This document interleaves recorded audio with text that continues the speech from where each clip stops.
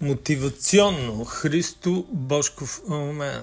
От най-дълбокия си страх извади най-прекалената си вътрешна сила, от собствения си мрак извади най-плашещата те в мислите светлина, когато ме питаш кой съм аз, че да бъда легендарно, талантлив и блестящо великолепен в живота. Кой си ти, че да не бъдеш? Ти си дете на светлината и като малък не служиш с добро на света. Няма нищо просветено да страниш от светлината на великата си съдба, предначертана. Предназначението ти е да правиш впечатление със светлината си в словата, в дела.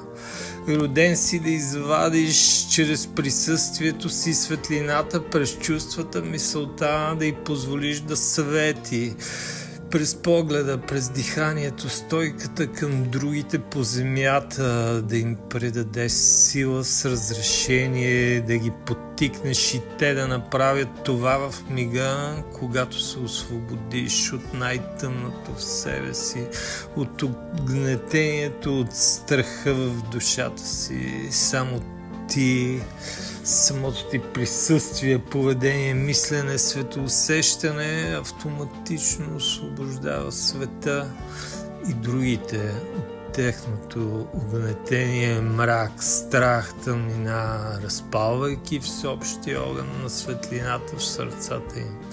Потопи се в всесветлия, всемогъщия си покой на ума, потъни в дълбочината му и овенчай всичките си усилия в съвършения мир на любовта, за да бъде добро в светлината в душата ти.